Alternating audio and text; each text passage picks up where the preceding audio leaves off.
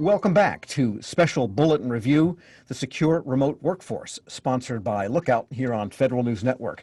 My guest today is Bob Stevens, Vice President for the Americas at Lookout. I'm your moderator, Tom Temin.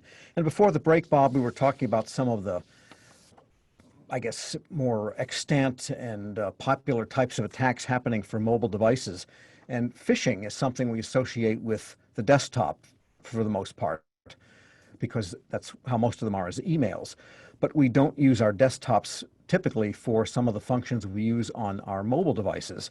So tell us about the phishing situation as a attack vector right now in the mobile world.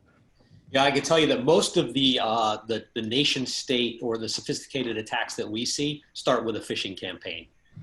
It's still the easiest way to get on any type of device. I'll tell you the biggest difference between what we know as phishing in the desktop or laptop world and the mobile world is completely different. In the desktop slash laptop world, as you said, it's the phishing attempt normally comes in via email, and we've all had phishing training, and we know what to look for. Hover over the link. If you didn't expect the email, then challenge it. Things of that nature. On a mobile device, phishing can happen in many, many different ways. It can come in as an SMS text. It can come in via a messaging app like WhatsApp or some of the other ones that exist. It can come in via Facebook, web browsing and email. There's all kinds of different ways for phishing to occur on a mobile device. And the biggest difference is all the training we've had goes out the window because you can't hover over links on a mobile device. And the attacks are pretty sophisticated, as I mentioned before. You'll get a text message that says, one of your children is in the hospital. Click here for more details. Well, most people are going to click on that, and unfortunately, as soon as you do, you've been infected.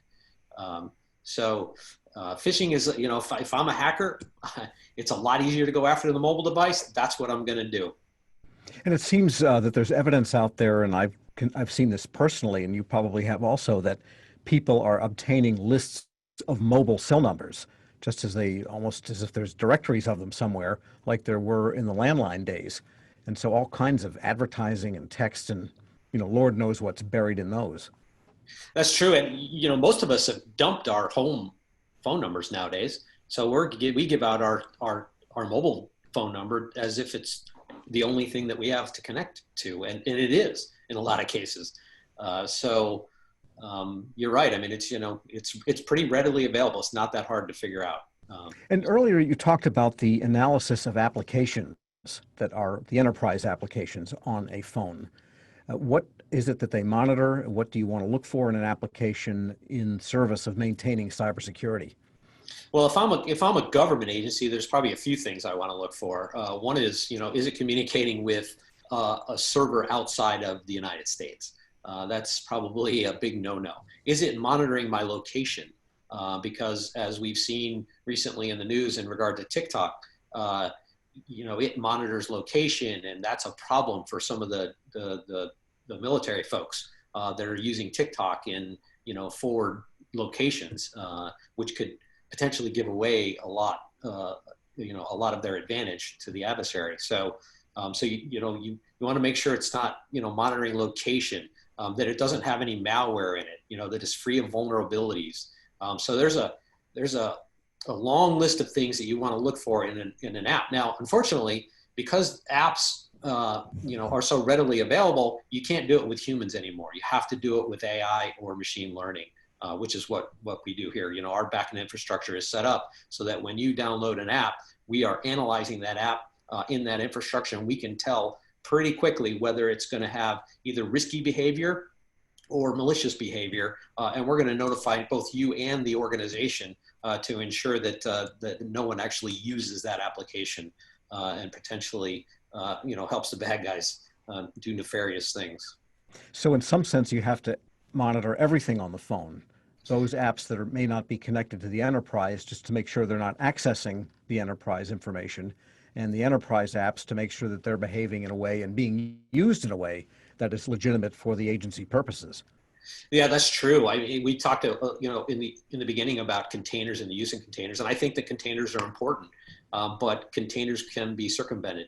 If I download an application in the non-container section of my phone, the bad guys could potentially root or jailbreak that device. And if they do, that means that they have, root access. When you have root access, you can go anywhere on the phone, even inside the container.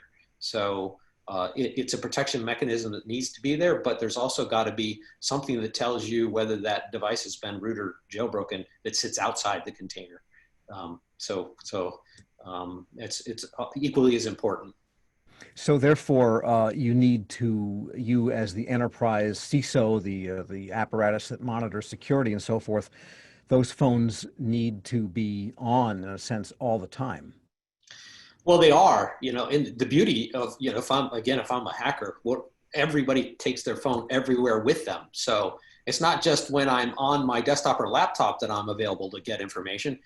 I have that device everywhere I go, and it's typically on everywhere I go. It's the perfect, espionage tool. All right, so we've got the onboard application monitoring. We've got the phishing awareness. What are some of the other elements of defense in depth? I think you mentioned data isolation. I guess that would also extend to application isolation. But if you have monitoring, you also should have isolation anyhow, correct? That's true. Yes, because again, if I put something outside of the container, I root or jailbreak the device, I can go back and forth. So it sort of circumvents, the use of the container itself. Visibility is the other thing we talked a little bit about this, is key. You've got to understand, what applications are in your infrastructure. You have to understand the operating systems that are out there, how these mobile devices are being used, and when they're being used. So visibility is the other thing that's very important in ensuring that you have a secure mobile infrastructure. And what are some of the techniques for gaining visibility? One is if you have Lookout on the device, as well as an MDM or mobile device manager, then you have, pretty close to 100% visibility into what's occurring on the device. And so I think we didn't really talk about MDMs. I forgot to mention that earlier, but a mobile device manager is certainly key as well, because that is the tool that enforces the policy that the organization wants to, have on all of their mobile devices. So yes, the mobile device management software as a class goes back quite a ways now. It's probably been around for more than 10 years, but yet it doesn't seem like any of the MDMs alone are sufficient as security mechanisms, are they? no, they're really not. I mean, they are not, and I think most of the MDM manufacturers will tell you it's not a security tool. It's a policy tool, is what it really is, and a management tool. Used to manage the devices. You need a tool like Lookout that's going to tell the MDM, hey, this device has this vulnerability on it, and then the MDM can put some sort of policy in effect to block service or whatever it is that they want to do to ensure that the infrastructure is not compromised. And what are some of the user behaviors that should be enforced? Maybe the MDM can help those, but might need some sort of other enforcement mechanism, like you lose your device or you're docked or something if you do this. What do people generally do that compromise security that can be recognized and prevented? Well, let's face it. Most people that use a smartphone or a tablet today don't consider security. It's especially I'll say the millennials. They're less inclined to think about security. They're not worried about using those mobile devices for anything. So in my opinion, you can't really trust a human to ensure security. You've got to have the tools that allow you to secure it. All right, we'll take a break on that note. My guest today is Bob Stevens. He's Vice President for the Americas at Lookout.